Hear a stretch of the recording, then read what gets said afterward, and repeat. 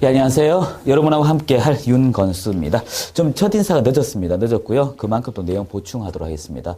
이번 1교시는 여러분이 공인중개사 자격증을 어떻게 공부하면 좀 효과적일까, 좀 직설적인 화법도 때로 많이 쓸 것이니까요. 이해하시면서 들어주셔야 되고요. 하여튼 OT 형식으로 여러분이 전달할 거 다 전달하도록 하겠습니다. 사설학원이라는 관점도 빼고요. 온라인 관점도 빼고 똑같이 내용을 진행할 테니까 여러분 그렇게 믿고 오시면 될 것 같아요. 자, 칠판 좀 보도록 하죠. 그거 좀 상당히 직설적입니다. 저는 미리 말씀을 드릴게요. 학원에 같은 경우도 직설적이고 왜 그런가 하면 여러분 합격을 시키는 데는 제가 뭐 자신 있는 사람 중에 한 사람이에요. 자신 있는 한 사람이고 여러분에게 말씀을 좀 드리고 싶은 것은 이게 자격증 시험인데 많은 사람이 오판을 해요, 스스로. 좀 그걸 억지시키기 위해서 하는 것도 있습니다. 하여튼 뭐 시험을 위한 것들이니까 예쁘게 좀 봐주셔야 될 것 같아요. 자, 일단 첫 번째 제가 주제는 이게 자격증 시험이지 고시가 아니다라는 거예요. 여러분이 많은 어머니들이 이런 생각을 해요. 무슨 생각이냐면 뭐 조리사 시험 정도, 미용사 시험 정도 그런 자격증이다 생각하고 오시는데요. 그럼 평소에 여러분이 해보셨던 거잖아요. 감이란 것도 있잖아요. 근데 이거는 그냥 문서로 된 내용 그리고 용어 자체도 쉬워요, 어려워요.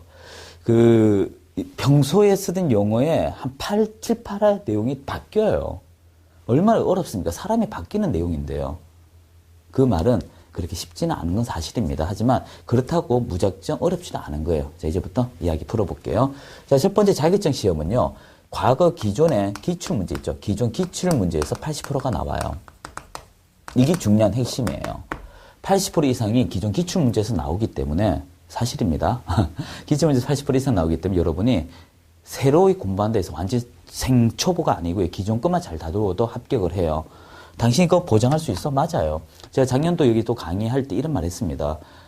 새로운 문제는 15% 내외라고. 작년도 새로운 문제 있었었나요? 없었어요. 기출문제 그대로 나왔어요. 왜 그런가 한번 이유도 설명드릴까요?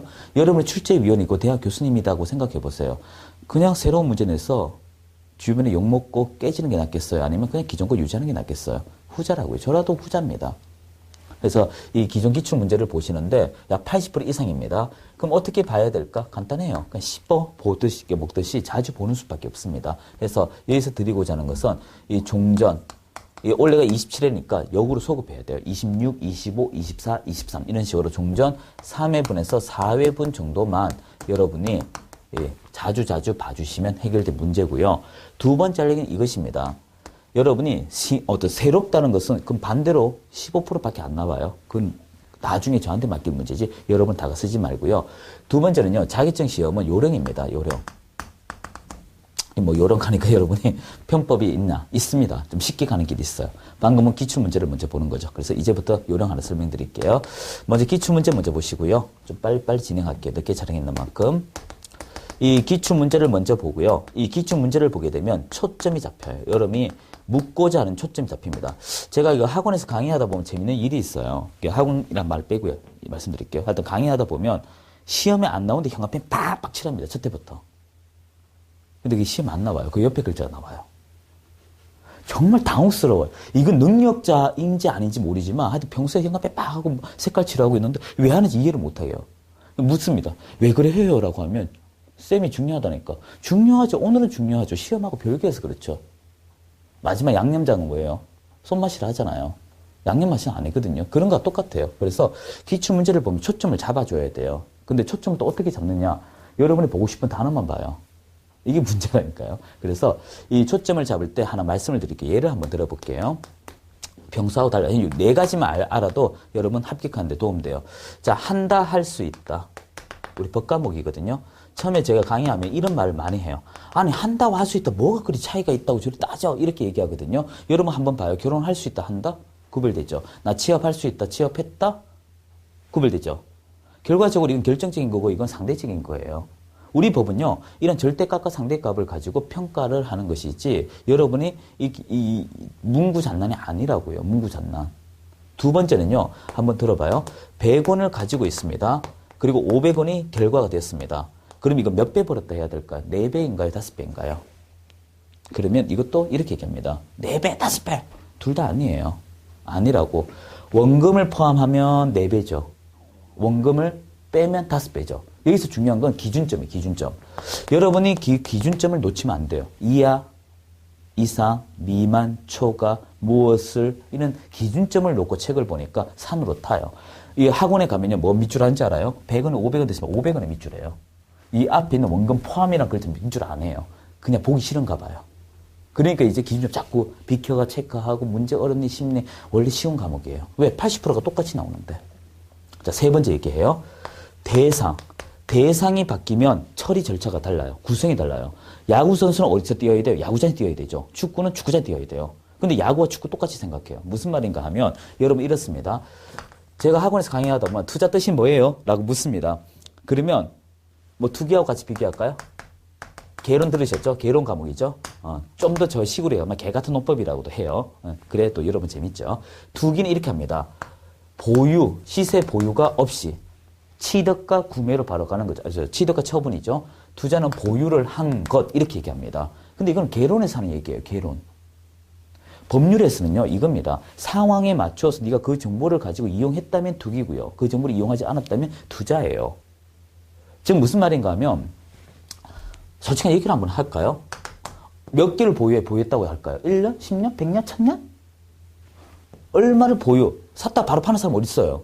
없잖아요. 없다고 상대적이라고.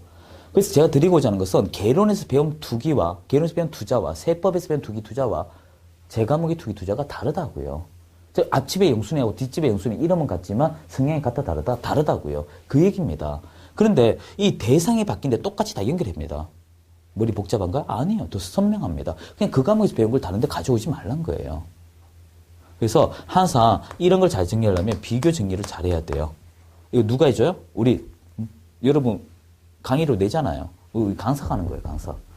그리고 네 번째 얘기인데요. 법률 과목은요. 숫자가 나오는 게 오답이 많아요. 숫자 나오는 게 오답이 많아요. 그래서 이러한 어떤 몇 가지처럼 그런 이게 초점 잡는 얘기예요. 기출 문제 보면서 그런 것에 초점을 좀 잡아줘야 돼요. 풀지도 말고 자주 봐야 돼요. 그리고 판례를 보는데 이 판례도 지방법원, 고등법원, 대법원 있다면 이렇게 돼요. 우리가 민사재판이 있고요. 형사재판이 있다면 또 어디 가서 이상한 소리 좀 하지 마세요. 뭐 우리 민법에 보니까 이게 최고의 법입니다 하고 이런 얘기하면 안 돼요. 자꾸 이상한 얘기 하시면 안 돼요. 지방법원, 고등법원, 대법원이 있으면 우리가 가나다, 고노도 이렇게 얘기하거든요. 좀 날려쓸게요. 이 가나다, 다, 고노도, 도 요것만 보시는 거예요. 지방법원, 고등법원은 시험 안 나와요.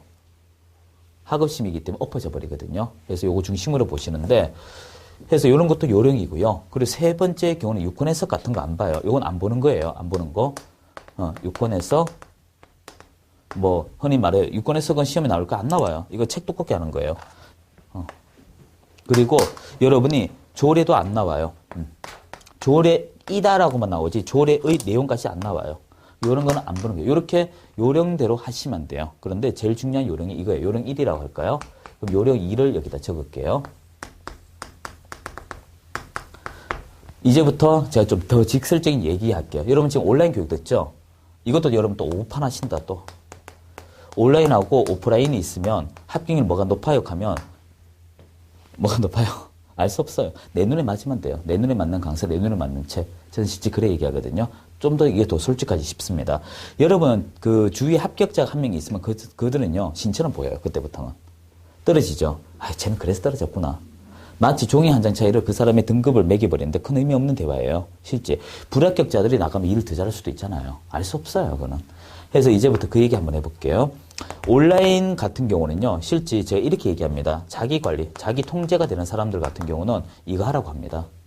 이 자기 통제는요, 일정한 시간에 컴퓨터 앞에 앉아가지고 휴대폰도 받지 아니하고 엄마 밥 줘, 네가 먹어.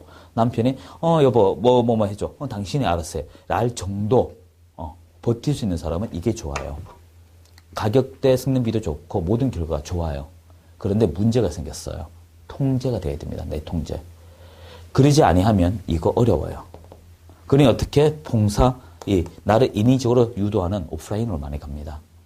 근데 집중력은요, 어느 게 좋다고는 할 수 없어요. 사람이 모여야 좋은 사람도 있고요. 어떤 사람은 이 온라인이 좋다는 분이 계십니다. 그냥 짧게만 이렇게 설명드리는데, 그래서 내가 통제적으로 나 스스로 통제되면 온라인이 합격률이 빠릅니다.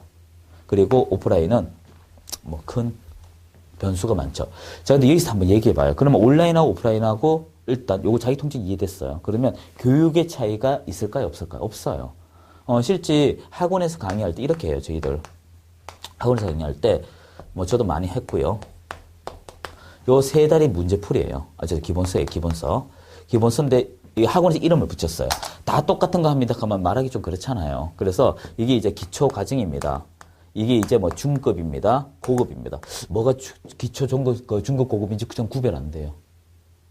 저는 솔직히 그래요. 차이는요, 이게 양이 제일 많아요. 이게. 그 양을 줄여가지고 시험에 나올 만한 거, 그리고 들어가는 요 정도 크기일 뿐이에요. 처음부터 요것만 똑같이 반복적으로 해도 어떨까요? 다 수용되잖아요. 온라인 강의는 이걸 기준으로 이렇게 수업을 해요. 조금 구별되시죠? 그러니까 여러분이 요거 강의도 되게 많이 할 것 같죠? 제가 3시간 수업짜리잖아요. 8주예요, 8주. 그럼 24시간이죠? 하나, 둘, 셋, 문제풀이에요, 문제. 그리고 9월, 10월. 이것도 문제하면 딱 5일이에요. 24시간 5일 하면 몇 시간인가요? 얼마 안 돼요. 여러분 공부 저하고 하는 게 120시간 내외예요. 학원 하루도 안 빠지고 나온다 하면. 120시간 안에 이거 배워가지고 시험 치러 가는 거예요. 그런데 이걸 이렇게 한번 공부해 볼까요? 요령, 이제 첫 번째 요령인데, 동영상 요령인데, 몰아서 보세요. 이걸 72시간 안에 한 과목을 몰아서 한번 보세요. 잠 자야 될까요? 자지 말고 한번 보세요. 진짜 보입니다. 그러니까 어떤 특정 과목을 72시간 안에 다 보겠다. 예를 들어 민법을 72시간 안에, 즉 3일이죠, 3일. 3일 안에 뭐 잠은 주무셔야 되겠지만 그냥 이유도 없이 몰아가 한 두세 번만 보세요. 민법을. 그럼 어떤 일이 된다? 이만한 폭을 두세 번 더 얻게 되면 이 전체 시간 강의, 우리 학원에서 문제 풀이하는 것보다 더 빨리 내용을 가져갈 수 있어요. 근데 이렇게는 전 좀 피해 갔으면 싶습니다. 오늘 민법 보고 내일 개론 보고 내일 세법 보고 이렇게 하면 진재성이 흔들어져 버려요. 처음에는 날 잡아가 주요 과목, 민법 중심으로 몰아가 3, 4일 만에 한번 집중적으로 몰라도 한번 보세요. 그럼 이상하게 뚫립니다. 우리 시험 민법만 알면 한 80%가 합격해요. 그렇게 되고요. 그리고 두 번째 이야기는요. 여러분 오프라인 강의 들을 때 판서 같은 거 하지 마세요. 그 정지 버튼 누르고 그냥 휴대폰을 찍으면 되잖아요. 그게 더 빠르잖아요. 화끈하면. 그래서 일단 노트 필기 같은 거는 좀 이렇게 가능하지 마세요. 동영상 교육 들을 때 노트보다 여러분이 그냥 캡처가 붙이는 한이 있더라도 좀 편안하게 가셨으면 싶어요. 그 시간 자꾸 듣는 게 좋습니다. 이건 제 견해입니다. 그래서 노트 이런 식으로 가시고요. 제일 중요한 건 이것입니다. 요거. 뭐 다른 거 없어요. 일정한 시간에 듣는 게 제일 좋습니다. 그래서 휴대폰 같은 거 여러분이 없이 하는 게 제일 좋아요. 이 정도 얘기 드리면 어느 정도 다 이해가 되어지 싶어요. 그래서 아마 이런 이야기들을 잘 하지 않는데 하는 이유는 간단해요. 어차피 이게 자격증 시험이거든요. 자, 그리고 요거 얘기 드리고 다음 세트. 여기는 좀 다른 얘기입니다. 정말 갈수록 제가 좀 농도가 짙은 얘기 할 거예요. 뭐냐 하면 이거예요. 이 동영상 강의 듣다가 여러분이 질문을 해요. 이겁니다. 질문. 제발 질문 만들지 마세요. 처음에 질문하지 마세요. 뭐냐 하면 여러분이 질문했을 때 이상하다 내 경험에 여러분 경험이 일단 틀렸다고 생각하세요. 그 관계자가 아니면 왜 그러지? 우린 이렇게 해왔는데 이렇게 해왔는 조차도 잊어버리십시오. 처음에는요. 백지부터 출발하세요.